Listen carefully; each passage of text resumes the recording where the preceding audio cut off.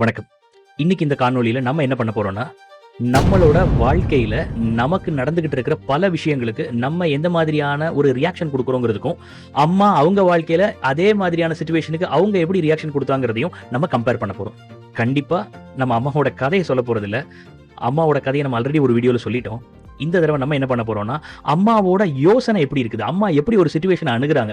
அம்மா இந்த சிச்சுவேஷனா இருந்திருந்தா எப்படி யோசிப்பாங்கங்கிறது நம்ம வாழ்க்கையில நம்ம கஷ்டப்படும்போது நமக்கு புரிதல் இருந்ததுன்னா, நம்மளோட வாழ்க்கைய எப்படி அணுகுவோம்? இப்படிங்கிற ஒரு ஆழமான ஒரு விஷயத்த நம்ம கம்பேரிட்டிவ் ஸ்டடியா சைட் பை சைடா நம்ம வாழ்க்கை, அம்மா வாழ்க்கைன்னு நம்ம கொண்டு போய், அம்மாவோட கதை இல்லாம அம்மாவோட யோசனைங்கிறத ஆதாரமா வச்சு 4 சீக்ரெட்ட நம்ம பார்க்க போறோம். இந்த 4 ஹேக் தான் அம்மாவ ஆக்குது. இது அவ்வளோ ஈஸியா இருக்க போறதில்ல. சில கஷ்டங்களும் நம்ம அனுபவிக்க போறோம். இதெல்லாம் தெரிஞ்சுக்கிறதுனால. நம்ம ஆல்ரெடி அம்மாவை பத்தி ஒரு வீடியோவே போட்டிருக்கிறோம். Introduction video. பார்க்காதவங்க இந்த லிங்கை கிளிக் பண்ணி பாருங்க. உங்களை நீங்க ஒரு 10 வயசு குழந்தையா கற்பனை பண்ணிக்கோங்க. காலையில 3 மணிக்கு உங்களை எழுப்பி விடுறாங்க. எந்திரிச்ச உடனே உங்களுக்கு கண்டினியூஸா வேலை இருக்கு.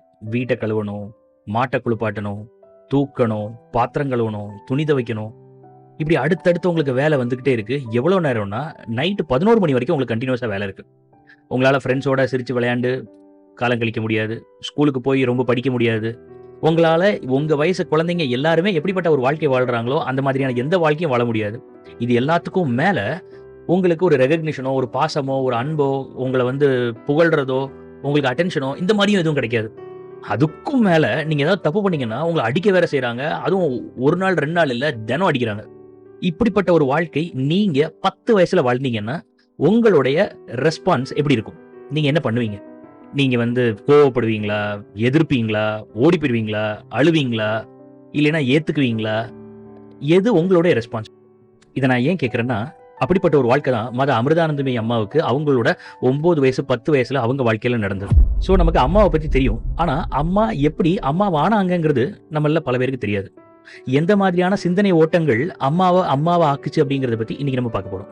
ஏன்னா அதை நம்ம பார்க்க ஆரம்பிச்சிட்டோம்னா, நம்ம அம்மாவை வெறும் புகழ்ச்சியா, குருவா, தூரமத்துல வச்சு மட்டும் பார்க்க மாட்டோம். அம்மாவுக்கு பின்னாடி இருக்கிற சிஸ்டம் என்ன, எப்படி அம்மா யோசிக்கிறாங்க, எப்படி ஒரு விஷயத்தை அணுகுறாங்கிறத நம்ம வாழ்க்கையில நம்ம லெவலுக்கு நம்மளால அப்ளை பண்ணக்கூடிய ஒரு விதத்துல நம்மளால புரிஞ்சுக்க முடியும். அம்மாவே சொல்ற மாதிரி, கிருஷ்ணரை கும்பிடுறது கிருஷ்ணர் ஆகிறதுக்கு, ராமரை கும்பிடுறது ராமர் ஆகிறதுக்கு அப்படின்னு. அப்ப நம்மளும் அம்மாவை ரொம்ப நெருக்கமா பார்த்து கும்பிட்டு, ஆனா கடைசியில அம்மா மாதிரியான யோசனையோட நம்மளோட வாழ்க்கையோடைய முடிவுகளை எடுக்க ஆரம்பிச்சிட்டோம்னா, அப்பதான் அது நிஜமான குரு பக்தி அப்படின்னு அம்மா சொல்றதை வச்சு நான் புரிஞ்சுக்கிறேன். நம்ம ஆரம்பத்துல இருந்து ஆரம்பிப்போம். அம்மாவை ஆரம்பத்துல இருந்தே ரிஜெக்ட் பண்ணியிருக்கிறாங்க. அம்மாவை பெருசா மதிக்கல. யாரு? தெரியாத ஸ்ட்ரேஞ்சர்ஸ் இல்ல, அம்மாவுக்கு ரொம்ப நெருக்கமான அம்மாவோட குடும்பத்துல இருக்கிறவங்களே அம்மாவை புரிஞ்சுக்கல. அப்ப அம்மாவை ஒதுக்கி வைக்கிறாங்க, அம்மாவை இல்ட்ரீட் பண்றாங்க, அம்மாவை கவனிக்கவே இல்லை. இந்த இடத்துல நம்ம நிப்பாட்டுவோம்.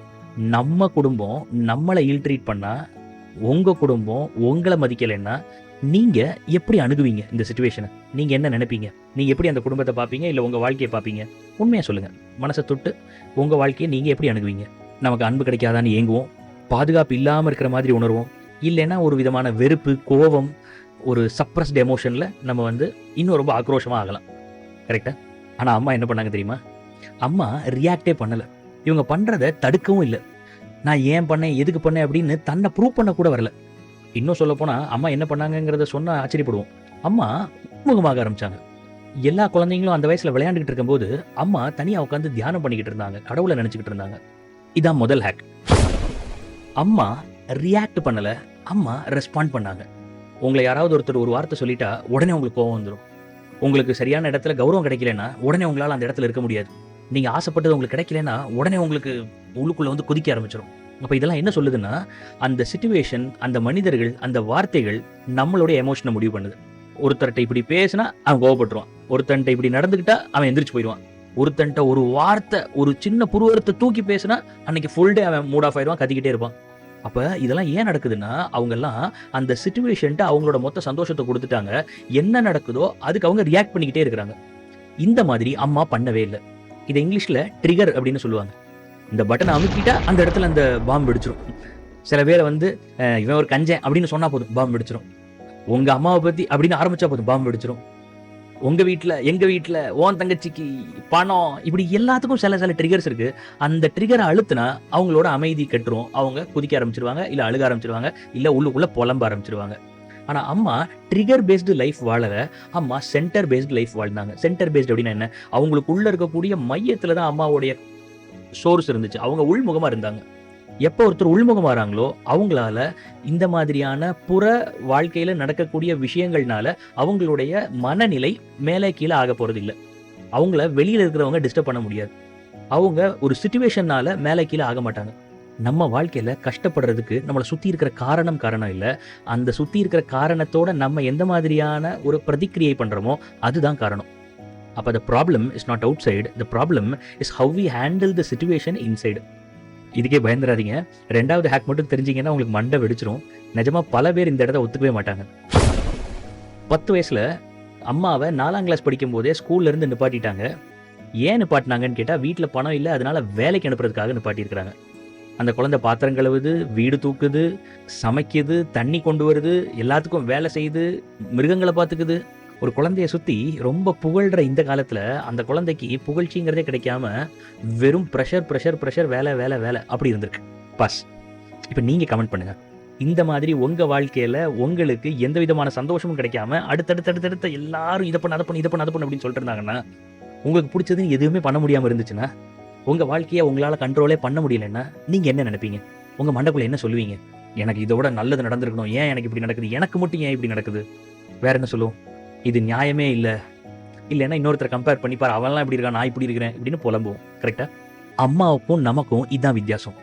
அம்மா புலம்பல, அம்மா கவலைப்படல, அம்மா கம்ப்ளைண்ட் பண்ணல. அம்மா என்ன பண்ணாங்க தெரியுமா? கிருஷ்ணா, எனக்கு இன்னும் கொஞ்சம் வேலை கொடு அப்படின்னு அம்மா கேட்டாங்க.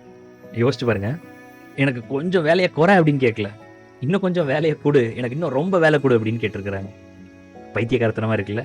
டக்குன்னு இதை கேட்டா நமக்கு லாஜிக்கே புரியாது. என்ன வேலை இருக்குது, சரி இந்த வேலையை சிரிச்சுட்டு பார்ப்போம்னு சொன்னா கூட பரவாயில்ல, இன்னும் கொஞ்சம் வேலை கொடுன்னு யாருப்பா கேட்பா? அப்படிதான் உங்களுக்கு தோணுது உடனே. ஆனா இங்கதான் செகண்ட் ஹேக் இருக்கு. ரொம்ப கஷ்டமானது. அம்மா வலியா பார்க்கல, வலிய வழியா பார்த்திருக்கிறாங்க. தோல்வியும் உனக்கு படிகளப்பா அப்படின்னு ரஜினி பாட்டி கேட்டிருப்போம். ஆனா நம்ம வாழ்க்கையில ஒரு வலி வரும்போது, நமக்கு பிடிக்காத விஷயம் ஒன்று நடக்கும்போது, ஏன் வீட்டுல உப்புமா வந்தாலே நமக்கெல்லாம் ஃபுல் டே மூட் அவுட் ஆயிரும். அப்ப நம்ம எல்லாம் இப்படிப்பட்ட ஒரு வாழ்க்கையை வாழ்ந்துகிட்டு இருக்கும்போது, வாழ்க்கையே 10 வயசு குழந்தைக்கு நரகமாகிற அளவுக்கு அவ்வளவு வேலை, அவ்வளவு பாரம், அவ்வளவு அடி உதை இப்படி நடந்துகிட்டு இருக்கும்போது, அந்த குழந்தையால இன்னும் கொஞ்சம் எனக்கு வேலை கொடுன்னு கேட்க எப்ப முடியும்னா, எப்ப அந்த குழந்தை அந்த வலியவே பயன்படுத்தி இன்னும் ஆழமா ஏதோ சாதிக்க கிளம்புதோ அப்பதான். நம்ம வலியில இருந்து தப்பிக்க நினைக்கிறோம். அம்மா இந்த வலியையும் பயன்படுத்தி இருக்கிறாங்க. எனக்கு மட்டும் ஏன் நடக்குன்னு நம்ம கேட்காம, இப்ப நான் இதை எப்படி பயன்படுத்தலாம் அப்படின்னு நம்ம யோசிக்க ஆரம்பிக்கும் போது, அந்த வலி நமக்கு வலியா இருக்கிறது இல்ல. நரேந்திர மோடிஜி ஒரு அழகான ஒரு கதை சொல்லுவார். ஒரு குட்டி மலை இருந்துச்சாம். அந்த மலையில ஒருத்தர் ஒரு பெரிய பை நிறைய புத்தகங்களை தூக்கிட்டு போயிட்டு இருந்தாராம். அவரால் நிஜமாவே அந்த புத்தக பையை தூக்க முடியலையா, ரொம்ப பாரமா இருந்துச்சா. அங்கங்க வச்சுட்டு தூக்கிட்டு கஷ்டப்பட்டு நடந்தாராம். அப்ப பக்கத்துல ஒரு குழந்தை பின்னாடில இருந்து வந்து இவரை தாண்டி நடந்து போகுதான். ரொம்ப சின்ன குழந்தையா, ஒரு 12 வயசு இருக்கிற குழந்தை. ஆனா ஆச்சரியம் என்னன்னா, அந்த குழந்தையோட இடுப்புல அந்த குழந்தையோட தம்பியோ தங்கச்சியோ யாரோ ஒருத்தவங்க உட்கார்ந்து இருக்காங்க. அந்த குழந்தை இந்த புத்தக பையை விட பாரமா இருக்கக்கூடிய ஒரு குழந்தை. அப்ப இந்த பெரியவருக்கு ரொம்ப ஆச்சரியமா அந்த பொன் குழந்தைய நிப்பாட்டி, ஏமா உனக்கு பாரமா இல்லையா, இவ்வளவு வெயிட்டான ஒரு குழந்தைய தூக்கிட்டு இவ்வளவு அசால்ட்டா மலை மேல ஏறி அப்படின்னு கேட்டிருக்கிறாரு. அதுக்கு அந்த பெண் குழந்தை சிரிச்சுட்டே சொல்லிச்சான், ஐயா இது பாரம் இல்ல, இது என் தம்பி அப்படின்னு. எந்த இடத்துல அன்பு இருக்குதோ அந்த இடத்துல பாரம் இல்லை, எந்த இடத்துல அன்பு இருக்குதோ அந்த இடத்துல வலியும் இல்லை. நமக்கு வேணா அம்மா காலையில இருந்து ராத்திரி 11 மணி வரைக்கும் பண்ணதெல்லாம் வேலையா இருந்திருக்கலாம். ஆனா அம்மா அது அத்தனையும் தன்னுடைய இஷ்ட தெய்வமான கிருஷ்ணருக்கு செய்யறதா நினைச்சதுனால, இன்னும் எனக்கு வாய்ப்பு கூட உனக்கு சேவை செய்யறதுக்குங்கிற மாதிரி அவங்களோட செயல், ஒவ்வொரு செயலும் ஒவ்வொரு வேலையும் அம்மாவை தன்னுடைய ஆன்மீக பாதையில இன்னும் ரொம்ப ஆழமா கொண்டு போயிருக்கு. அழகா இருக்குல்ல? இப்ப 3வது ஹேக் போலாம். 3வது ஹேக்ல நம்ம முக்கால்வாசி பேர் மாட்டிக்குவோம். அம்மா சாப்பாட்டை திருடுவாங்களாம். தனக்காக இல்ல, பசி பட்னியில கஷ்டப்படுற குடும்பங்களுக்காக. தயிர், பால், எந்த விதமான சாப்பாடு கிடைச்சாலும் அதை திருடி சாப்பாடு இல்லாதவங்களுக்கு கொடுப்பாங்களாம். வீட்டுல இருந்தே திருடுவாங்களாம். எப்ப எல்லாம் மாட்டிக்கிறாங்களோ அப்ப எல்லாம் நல்லா அட்டி பிரிச்சிருவாங்களாம். இப்ப ஒரு செகண்ட் யோசிச்சு பாருங்க, கமெண்ட் பண்ணுங்க. நீங்க ஒரு நல்ல விஷயத்துக்காக ஒரு விஷயம் பண்றீங்க, அதோடைய எண்ட் ரிசல்ட் நல்லதுதான். அப்படி நல்லதுன்னு நினைச்சு நல்லதுக்காகவே உண்மையாவே ஒரு விஷயம் பண்ணும்போது உங்களுக்கு தப்பு நடக்குது, தண்டனை கொடுக்குறாங்க அப்படின்னா நீங்க என்ன பண்ணுவீங்க? போதும்டா சாமி, இனிமேல் நான் எந்த விதத்துல யாருக்கும் உதவி பண்ண போறதில்ல, அடி வாங்கினதான் மிச்சம் அப்படின்னு நல்ல செய்யறதையே நிப்பாட்டிடலாம். இல்ல கோவப்பட்டு நான் யாரு தெரியுமா, நான் ஏன் பண்ணேன்னு தெரியுமா அப்படின்னு நம்ம சண்டைக்கு போகலாம். இல்லைன்னா நான் வந்து நல்ல விஷயத்துக்காக தான் பண்ணேன், இந்த பணம்லாம் எங்கே போகுது தெரியுமா, நான் ஏன் இப்படி பண்ணேன் தெரியுமா அப்படின்னு நம்ம வாதாடலாம். நீங்கள் என்ன பண்ணுவீங்கன்னு கமெண்ட் பண்ணுங்கள். இப்போவே பாஸ் போட்டு கமெண்ட் பண்ணுங்கள். ஆனால் அம்மா என்ன பண்ணாங்க தெரியுமா, எந்த விதமான ரியாக்ஷனும் இல்லாமல் அவங்க பண்ணுறதையே கண்டினியூ பண்ணிக்கிட்டே இருந்தாங்க. அம்மாவை தப்பாக புரிஞ்சுக்கிட்டு எல்லாரும் பழி சுமத்தும் போது கூட தன்னை நியாயப்படுத்தாமல் அமைதியாக தான் செய்கிறத மட்டும் தொடர்ந்து செஞ்சுக்கிட்டே இருந்தாங்க. தன்னை எப்பயுமே அம்மா டிஃபெண்ட் பண்ணதே இல்லை. நான் யோக்கியம், நான் யார் தெரியுமா, நான் எதனால் பண்ண தெரியுமா, என்னால் எவ்வளோ நல்லது நடந்திருக்கு தெரியுமா, அவங்க எவ்வளோ கஷ்டப்படுறாங்க தெரியுமா, இந்த மாதிரி தன்னை டிஃபெண்டே பண்ணதில்லாமா. இதான் third hack. Give without identity. நான்கிற எண்ணம் இல்லாமல் கொடுக்கணும். எது வேணால் கொடுக்கலாம், பொருளோ நேரமோ அறிவோ அன்போ ஆறுதலோ. ஆனால் நான் இதை பண்ணேன் அப்படின்னு நினைக்காம, அதை பற்றி 4 பேர்த்திட்ட சொல்லாமல் எந்த இடத்துல ஒரு தானம் நடக்குதோ, ஒரு குடுக்கல் நடக்குதோ, அது அம்மா கொடுக்குற மாதிரியான ஒரு மனமாற எந்த விதமான எதிர்பார்ப்பும் இல்லாமல் கொடுக்கறது. அதுதான் 3வது ஹேக். ரொம்ப கஷ்டம். நம்ம கொடுப்போம், ஆனால் நமக்கு வேணும். நமக்கு வந்து மரியாதை வேணும், நமக்கு ரெகக்னிஷன் வேணும், அதுக்கான கிரெடிட்டு புகழ்ச்சி இது எல்லாமே நமக்கு வேணும். அப்போ நம்ம கொடுக்குறோமா வாங்குறோமா, இல்லை வாங்குறதுக்காக தான் கொடுக்குறோமா? அம்மாவுக்கு எதுவுமே வேண்டாம், அம்மாவுக்கு கொடுக்கறது மட்டும்தான் முக்கியம். அதனால தான் தனக்கே கெட்ட பேர் வந்தாலும் அம்மா அதை பற்றி கவலையப்படுறதில்ல. அதனால தான் அம்மாவால் தான் கொடுக்கறத நிப்பாட்டவே முடியலை. நல்லா இருக்குல்ல? அம்மாவால் தான் கொடுக்கறத ஏன் நிப்பாட்ட முடியலன்னா, அம்மா கொடுத்ததுனால எதையுமே எதிர்பார்க்கல, வாங்கவும் இல்லை. அப்போ எப்போ நம்மளால் ரொம்ப கொடுக்க முடியும்னா, நம்ம எதையுமே எதிர்பார்க்காம வாங்காமல் கொடுத்தா மட்டும்தான் நம்மளாலையும் ரொம்ப கொடுக்க முடியும். நம்ம ஒவ்வொரு தடவை கொடுக்கும்போதும் புகழ்ச்சியோ ரெகக்னிஷனோ மரியாதையோ ஒரு அன்பளிப்போ இல்லை ஒரு பேரோ ஏதோ ஒன்று நம்ம எதிர்பார்த்துட்டோம்னா, அந்த எதிர்பார்ப்பு தான் நம்மளை கொடுக்க வைக்கும். அந்த எதிர்பார்ப்பு குறைய குறைய நம்ம கொடுக்குறதும் குறைஞ்சிரும். அப்போ எப்போ நம்ம எதிர்பார்க்காம நான்கிற எண்ணம் இல்லாமல் கொடுக்குறோமோ அப்போ மட்டும்தான் கொடுத்துக்கிட்டே இருக்க முடியும் அம்மா மாதிரி. இதுதான் 3வது ஹேக்.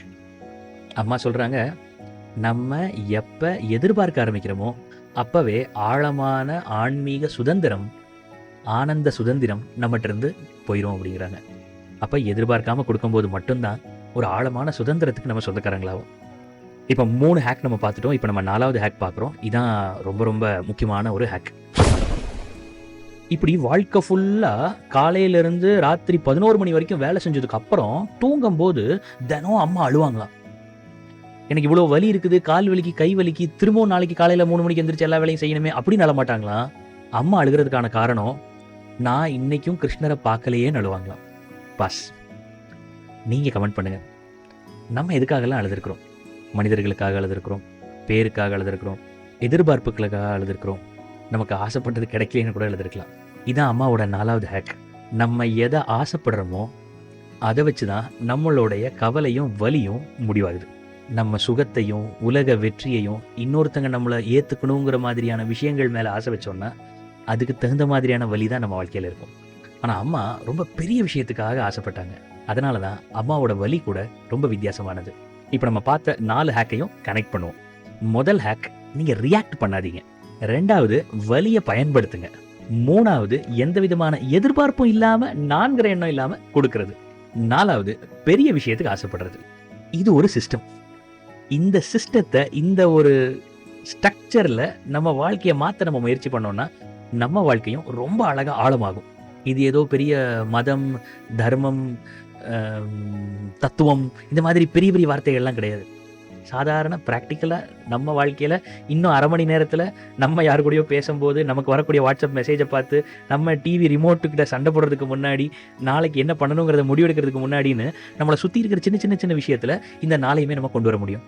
இதை உங்கள்கிட்ட சொல்லிக்கிட்டு இருக்கும்போதே எனக்கு ஞாபகம் வருது. ஒரு 3 நாளைக்கு முன்னாடி நாகர்கோயில், திருவனந்தபுரத்துலேருந்து நாகர்கோயிலுக்கு பஸ்ஸில் போய்கிட்டு இருக்கும்போது பஸ்ஸில் வந்து பக்கத்தில் ஒருத்தர் சீட்டை இடிச்சு உட்காந்து பாதி சீட்டு, நான் உட்காந்துருக்கிறதுலையும் பாதி சீட்டை எடுத்து 1.5 சீட்டில் அவர் இடிச்சுட்டு உட்காந்துருக்கிறாரு. அவர் அவ்வளோ பெரிய ஆளும் கிடையாது. ஆனால் அவருக்கு வந்து என்ன கவலையில் இருந்தாரோ ஆனால் இடிச்சுட்டே உட்காந்துருக்கிறாரு. என்னால் பொறுக்கவே முடியல. நான் எவ்வளோதான் சாஞ்சு வர்றது அப்படின்னு சொல்லி நானும் அப்புறம் அவர் இடிக்கிறேன். கடைசியில் அந்த மொத்த 2.5 மணி நேர பயணத்தில் என்னோட மொத்த கவனமும் இந்த சீட்டை எப்படி பிடிக்கிறது, அவர் கொஞ்சம் நகண்டா அந்த சீட்டை இடிச்சுக்கிறது, எனக்கு அந்த சீட்டு வேணும் இன்னும் கொஞ்சம் அட்ஜஸ்ட் பண்ணணும், அப்புறம் அவர் கூட ஆர்கியூ பண்ணுறது, கொஞ்சம் தள்ளி உட்காருங்க அது இதுன்னு, இப்படியே என்னோட அந்த 2 மணி நேரம் போயிடுச்சு. இப்போ இந்த வீடியோ பேசும்போது தான் தெரியுது, இந்த மாதிரி சின்ன சின்ன விஷயம் நம்ம வாழ்க்கையில் நடக்கிறதுல எல்லாத்துலேயும் கூட நம்ம இது எல்லாத்தையுமே புரிஞ்சுக்க முடியும், நம்ம இது எல்லாத்தையுமே அப்ளை பண்ணியிருக்க முடியும். நம்ம வாழ்க்கையில் தோக்கிறதுக்கான, வலி இருக்கிறதுக்கான, கஷ்டப்படுறதுக்கான, புலம்புறதுக்கான 4 காரணங்கள் இப்போ நான் சொல்ல போகிறேன். நம்மளை சுற்றி நடக்கிற எல்லா விஷயத்துக்கும் நம்ம எமோஷ்னலாக உடனே ரியாக்ட் பண்ணிக்கிட்டே இருக்கிறோம். ஏதாவது ஒரு வலி வர்ற சிச்சுவேஷன் இருந்து அதுலேருந்து தப்பிச்சு ஓடுறதுக்கு முயற்சி பண்ணுறோம். என்ன பண்ணாலும் அதுலேருந்து நமக்கு என்ன லாபம் கிடைக்கும்னே யோசிக்கிறோம். சின்ன சின்ன சுகத்துக்கு பின்னாடி ஓடுறோம். இந்த நாளையும் பண்ணிட்டு நம்ம வாழ்க்கை நம்ம நினச்ச மாதிரி இல்லை, நம்மளால் சந்தோஷமாக வாழ முடியல, என் வாழ்க்கை மட்டும் ஏன் இப்படி இவ்வளோ கஷ்டமாக இருக்குது அப்படின்னு வேற நினச்சிக்கிறோம். அதனால் அடுத்த தடவை நம்ம வாழ்க்கையில் ஏதாவது கஷ்டம் வரும்போது ஒரு செகண்ட் பாஸ் பண்ணி இந்த நாளில் எந்த விஷயத்தை நான் பண்ணுறதுனால என் வாழ்க்கையில் இப்போ நான் கஷ்டம் அனுபவிக்கிறேன் அப்படின்னு யோசிங்க. முக்கால்வாசி நேரத்தில் இந்த நாளில் ஏதாவது ஒன்றில் கண்டுபிடிச்சிடலான்னு நான் நம்புகிறேன். அப்படி கண்டுபிடிக்க முடியலன்னா கமெண்ட் பண்ணுங்கள், நம்ம வேற வீடியோ போடுவோம். நம்மளும் அம்மா மாதிரி ஆகிறது அப்படின்னா நம்ம ஏதோ வேற ஒரு ஆளாக மாறுறது இல்லை, நம்ம கிட்ட இருக்கக்கூடிய தேவையில்லாத விஷயத்தை எடுத்து போடுறதே நம்மளும் அம்மாவாகிறது.